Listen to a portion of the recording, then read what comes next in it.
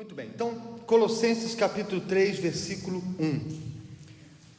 Portanto, se já ressuscitastes com Cristo, buscai as coisas que são de cima, onde Cristo está assentado à destra de Deus. Pensai nas coisas que são de cima, e não nas que são da terra, porque já estáis mortos, e a vossa vida está escondida com Cristo em Deus. Então, como nós já falamos aqui outras vezes, as epístolas, diferente dos evangelhos, as epístolas foram escritas para os cristãos, para os que já estão na igreja, a fim de edificar a igreja, orientar a igreja, a fim de que o cristão possa amadurecer a sua fé, a sua vida com Deus. E aqui o apóstolo Paulo, quando escreveu para a igreja de Colosso, disse aos colossenses assim: se já ressuscitastes em Cristo, buscai as coisas que são de cima. Como ele estava escrevendo para os cristãos, escusava ele falar se, porque afinal, se está dentro da igreja, supostamente já eram convertidos. Porém, mesmo naqueles dias, Paulo tinha consciência que nem todos que estavam na igreja haviam nascido de Deus, haviam se convertido ainda. Porque muitos, ou alguns, ainda que estejam na igreja há anos, não nasceram de novo, não se converteram, embora estejam dentro de onde? Dentro da igreja. Por isso, você que está começando agora na igreja, você que tem poucos dias na igreja, não deve se escandalizar quando você de repente se deparar com um mau testemunho de alguém que está muitos mais anos na igreja do que você, porque isso sempre houve, sempre haverá na igreja aqueles que ainda não se converteram, embora já deviam ter se convertido pelo tempo que tem na igreja. Então, por conta disso, Jesus sempre disse que no meio do trigo haveria o joio, como no meio das ovelhas o lobo, e assim por diante. Amém? Então aqui Paulo, ele diz, ele mostra que a conversão, ele compara com a morte e ressurreição de Jesus, como se quando uma pessoa se converte, e ela faz isso simbolizado pelo batismo nas águas, é como se ela estivesse morrendo para este mundo e nascendo para quem? Para Deus. Como Jesus morreu por nós e ressuscitou por nós. Então, por isso Paulo diz: se já ressuscitastes, em outras palavras, se você já morreu para este mundo e nasceu para Deus, então pensai nas coisas que são de cima e buscai as coisas que são de cima. Então nós entendemos que uma pessoa que é nascida de Deus, que morreu para si mesmo, morreu para este mundo e nasceu para Deus, ela passa a pensar e a buscar as coisas que são de cima, as coisas espirituais, as coisas do céu. Então, ela não é aquela pessoa que pensa apenas nas coisas terrenas, ela não é aquela pessoa que busca apenas as coisas terrenas. Embora, enquanto nós vivemos aqui no mundo, é necessário ter as coisas terrenas. Ninguém vai comer a Bíblia, ou vai?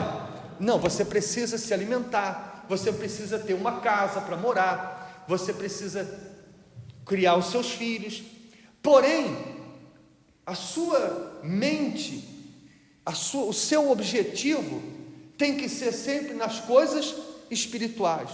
De maneira que tudo que você faz é pensando nas coisas lá de cima. Exemplo, eu vou me casar, então eu quero escolher uma pessoa que seja da mesma fé, para compartilhar comigo das coisas de Deus, e eu não ter que depois ficar dividido entre a minha esposa e a minha fé.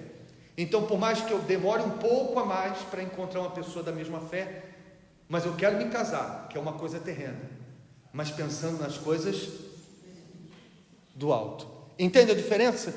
Eu quero se tornar um empresário. um profissional bem-sucedido, mas eu quero fazer isso para que a minha família veja a minha prosperidade, possa se converter, para que com os meus dízimos e ofertas eu possa servir a Deus mais e melhor. Então eu estou conquistando coisas terrenas, mas pensando nas coisas do alto.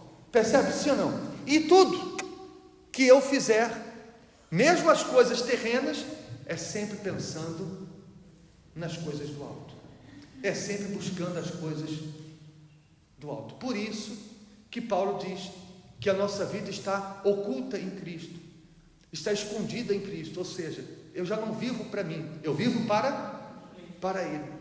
Tudo que eu possa fazer, ou que eu possa querer para mim, é com o objetivo de agradar a Ele. Entende sim ou não? Assim como Ele veio ao mundo e viveu a vida dele por mim, Jesus não veio aqui ao mundo e curtiu lá no Gerês, curtiu lá a vida à vontade. Não, Ele viveu uma vida de sacrifício e renúncia por quem? Por nós. Hoje também eu vivo uma vida de renúncia, de sacrifício por Ele. Então alguém chega em você e diz assim: olha, fulano, vai ter uma festa, uma noitada, e você pensa nas coisas onde? Isso não é lugar para mim. E você diz: olha, fulano, eu agradeço o seu convite, mas eu não vou. Ah, por quê? Porque eu já não vou mais a esses lugares. Ah, você é isso, aquilo. Olha, fique à vontade, vai com quem você quiser, e eu estou bem do jeito que eu estou. Amém? Você morreu para este mundo, e você vive agora uma nova vida para quem? Para Deus. Consegue perceber? Sim ou não? Então, embora nós continuamos neste mundo, já morremos para este mundo e vivemos para quem? Para Deus. Aí ele diz assim, versículo 5: mortificai, pois, os vossos membros que estão sobre a terra. Mortificai, pois, os vossos membros que estão sobre a terra. Então, aqueles membros que antes viviam para o pecado, eu mortifico eles para o pecado. Exemplo, olhem para mim, por favor.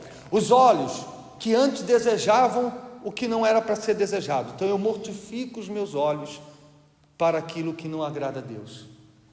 Se antes eu tinha maus olhos, se antes eu era uma pessoa que julgava com os olhos, então eu mortifico os meus olhos para esse comportamento. O corpo que antes se prostituía, vivia para o pecado da prostituição, eu mortifico o meu corpo para a prostituição. A língua que falava mal dos outros, que mentia, que falava palavrões, eu mortifico a minha língua para o pecado. Ou seja, eu mortifico os membros que antes serviam o pecado, que servia a carne, eu mortifico os membros do meu corpo para o pecado e faço eles viverem para Deus. Aquela língua que antes falava mal dos outros, hoje fala de Jesus. Aquele coração que antes tinha ódio, hoje esse coração ama aqueles que me perseguem. O corpo que antes servia a carne, a prostituição, agora é o corpo que serve a quem? A Deus. Percebe? Mortificai os vossos membros que estão sobre a terra. Aí Paulo dá alguns exemplos: a fornicação, a impureza, a afeição desordenada, a vil concupiscência e a avareza, que é a idolatria, pelas quais coisas vem a ira de Deus sobre os filhos da desobediência. Se você tem aí essa Bíblia de estudo, o Bispo Macedo faz aí uma anotação embaixo, falando sobre cada uma dessas coisas. Por exemplo, ele diz assim: entre eles estão a fornicação, que é a prática do sexo antes ou fora do casamento, que é uma coisa normal aí fora, sim ou não? A pessoa conheceu uma pessoa hoje, já está morando com ela outra, no outro dia, então isso se chama fornicação, relações sexuais fora do casamento. Impureza, que engloba todos os tipos de dissoluções. A impureza, olhem para mim por favor, ela tanto pode estar aqui, como pode estar aqui. Quando a impureza está aqui, é aquela malícia. Sabe quando a pessoa vê maldade onde não tem maldade? Ela vê maldade em tudo. É uma impureza onde? na mente, ela não, aqueles pensamentos impuros, maliciosos. Ou a impureza pode estar onde? No coração, um orgulho, uma mágoa, uma inveja, qualquer sentimento impuro faz com que eu viva na impureza. O que mais? Qual é o outro? Luxúria, que são os desejos vergonhosos e profanos. A afeição desordenada, que é o desejo sexual contrário à natureza, entre os quais podemos citar aí o homossexualismo, o lesbianismo. E o que mais? E a cobiça, que desagrada a Deus. E por fim, ele cita a avareza, que é o apego excessivo ao dinheiro e às coisas materiais. Por esse motivo, ele diz que a avareza torna o ser humano idólatra. Então, idólatra não é só quem adora o Padre Cícero, ou a Fátima, ou as imagens. Quem também ama o quê? O dinheiro. O, como diz, o forreta, ou no Brasil, o mão de vaca, né? O avarento, é aquela pessoa que tem um apego material, e isso faz ela idólatra. Ela não idolatra os santos, mas idolatra o dinheiro. Você com certeza conhece alguém que um dia disse: eu não vou na igreja porque falam muito de oferta. Já ou não já? Quando a pessoa, você vê, a reunião tem 1h30, se o pastor falar 5 minutos de oferta, ele falou a reunião inteira sobre a oferta. Por quê? Porque o avarento, ele se incomoda. É como que ele tivesse, se ouvir falar de dízimo, oferta e sacrifício, então a pessoa entra. Por quê? Porque mexe com Deus dela, incomoda, e aí é um problema. É ou não é verdade? Assim, vemos que matar a carne exige esforço consciente e constante por parte da pessoa, mas quem deseja agradar a Deus está disposto a fazer esta renúncia. Então, a renúncia, esse sacrifício de mortificar, não é só hoje, é dia após dia, porque a carne, ela vai estar sempre querendo voltar a ressuscitar novamente. Versículo 7: nas quais também em outro tempo andastes, quando vivias nelas. Então, veja que Paulo está chamando a atenção daqueles cristãos, dizendo: olha, vocês viviam nisso. Em outras palavras, agora você não pode mais viver. Porque, olhem para mim, por favor, às vezes a pessoa, ela mudou de religião, mas continua a mesma pessoa. Era a Maria católica, hoje é a Maria crente. Era o José umbandista, hoje é o José evangélico. Mas é o mesmo José, é a mesma Maria. Continua com os mesmos pensamentos, continua com os mesmos sentimentos, as mesmas atitudes, às vezes até frequentando os mesmos lugares, as noitadas, as más companhias. Então o que mudou nela? Mudou a religião. Antes ela ia na Umbanda para resolver os problemas, hoje ela vai na Igreja Universal para resolver os problemas, mas continua a mesma pessoa que só está ali para resolver os problemas. Era a pessoa, ela ia na católica para cumprir a tradição da família religiosa, de ir às missas aos domingos. Hoje ela não vai à missa, vai ao culto, para cumprir o quê? A tradição. E a prova de que ela só vai para cumprir a tradição é que ela ouve tudo e não pratica nada. Então o que é que mudou? Mudou apenas a religião. A pessoa, quando ela se converte de verdade, quando ela nasce de Deus, ela tem que se transformar numa outra pessoa. Porque se ela continuar sendo a mesma pessoa, ela não nasceu de Deus. Percebe isso? Está claro? Ou está muito difícil? Versículo 8: mas agora despojai-vos também de tudo. Aí Paulo dá outros exemplos. Do que? Da ira, da cólera, da malícia, da maledicência, que é falar mal dos outros, das palavras torpes da vossa boca, que é os famosos palavrões. Não mintais uns aos outros, pois que já vos despistes do velho homem com seus feitos. E o quê? E vos revestistes do novo, que se renova para o conhecimento, segundo a imagem daquele que o criou, onde não há grego, nem judeu, e eu colocaria aqui, nem brasileiro, nem português, nem angolano, nem circuncisão, nem bárbaro, nem cita, nem servo ou livre, mas o que?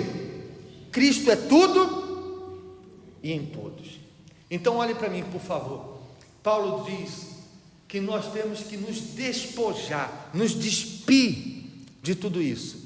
E vai mais exemplos: ira, malícia. É claro que não é só o que está escrito aqui. Ou seja, ele cita aqui alguns exemplos de acordo com a igreja de Colosso, porque ele conhecia os cristãos daquela igreja, sabia qual era o problema deles. Então ele cita os exemplos do que eles tinham que deixar, mas cada um tem que deixar algo diferente.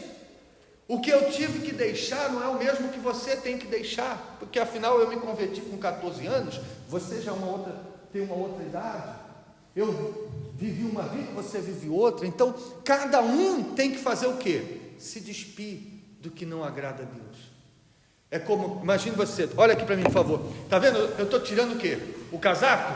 Está vendo eu tirando o casaco? Então imagine que é mais ou menos isso. Você diz assim: pastor, eu sou uma pessoa que tem muito maus olhos. Então o que é que você tem que fazer com os maus olhos? Você tem que fazer o quê? Se despir dos maus olhos. Não é Deus que vai fazer isso, é você. Por isso está escrito assim: despojai-vos. Se fosse Deus quem fizesse isso, estaria escrito assim: Deus despojará. Mas está escrito o quê? Despojai-vos. Sou eu quem tem que fazer. Eu fumo, então eu tenho que fazer o que com vício? Eu não quero mais fumar. Ah, mas eu fumo há 40 anos, não importa, eu não nasci fumando, eu não nasci da barriga da minha mãe já. E aí, doutor, foi assim? Não, então eu aprendi a fumar, eu vou aprender a deixar de fumar. Eu minto, pastor, minto, igual aquele Pinóquio. Eu minto que ninguém mais acredita em mim. Quando eu falo, as pessoas nem dão mais atenção de tanto que eu minto. Deixa fazer o que com a mentira? E assim por diante. Cada um fazer o que tem que ser feito. Aí, nesse esforço que Deus está vendo, ninguém está vendo, eu não estou vendo, o pastor não está vendo, às vezes a esposa, o marido não reconhece, ou não vê, ou se vê, faz que não vê, não interessa, você não está fazendo para ele ou para ela, você não está fazendo para o pastor ver, você está fazendo para quem? Então Deus que vai ver esse esforço em você, de mudar, de ser diferente, Ele vai te ajudar. Ele não vai deixar você sozinho nessa luta contra a carne. Ele vai vir e com a presença dEle, com o Espírito dEle, vai vir sobre você, fazendo de você uma nova criatura. Porque Ele viu que você não quer mais ser a velha. Amém? Agora, se a pessoa sabe que tem que mudar e não muda, não há um esforço, por exemplo, da pessoa, ela, por exemplo, tem um vício, mas ela continua comprando os maços de tabaco como se, Deus me ajuda a largar o cigarro, e ela vai lá e compra o maço de cigarro. Ela, Deus, eu não quero me prostituir, mas continua na internet vendo prostituição. Então Deus fala: quer mudar? Não quer mudar. Eu não quero viver nas noitadas, mas basta o telefone tocar, já começa a se arrumar para ir para a noitada. Então, aí Deus fala: eu não vou ajudar quem não quer, eu vou procurar quem quer, deixa eu ver quem é que quer mudar. Aí ele encontra essa pessoa, aí ela ajuda. E não existe pecado difícil de deixar. O que existe é pecador que não quer mudar. Coloque isso na sua cabeça. Não existe pecado difícil de deixar. O que existe é pecador que não quer deixar o pecado. Amém? Porque quando há esse desejo, a pessoa geme, a pessoa sofre, mas Deus não deixa ela sozinha. Não deixa. Lembra da Maria Madalena? No adultério? Ela estava lá naquela vida, mas ela quis deixar aquela vida, se transformou numa grande discípula do Senhor Jesus. Se Deus transformou aquela mulher, se Deus tem transformado tanta gente pior do que você, por que Ele não pode transformar você também? Amém? Então, só para nós terminarmos, revesti-vos, pois, como eleitos de Deus, santos e amados, de entranhas de misericórdia, de benignidade, humildade, mansidão e longanimidade, suportando-vos uns aos outros, perdoando-vos uns aos outros. Se alguém tiver queixa contra o outro, assim como Cristo vos perdoou, assim fazei vós também. E sobre tudo isso, revesti-vos de amor, que é o vínculo da perfeição. Então, ao mesmo tempo que você se você se despoja das coisas carnais, você se veste das coisas de Deus, longanimidade, benignidade, longanimidade. Aí ele fala, suportando uns aos outros. Ele diz, se tiver queixa contra algum, perdoa como Cristo, como Deus nos perdoou. Eu sei que falando isso, algumas pessoas podem dizer assim, mas é difícil, hein, pastor? É difícil. Posso falar uma coisa para você? Difícil é viver no pecado. Alguém pode falar assim, pastor, é tão difícil acordar domingo de manhã e vir para a igreja. Difícil é passar a noite acordado, bebendo, dançando e chegar em casa todo quebrado. Sim ou não? Difícil é deixar o vício, pastor. Difícil é você pegar o salário todo e gastar tudo numa noite com bebida. Difícil, sabe o que é? É você chegar numa pastelaria e comprar 10 euros de comida e 20 de cigarro.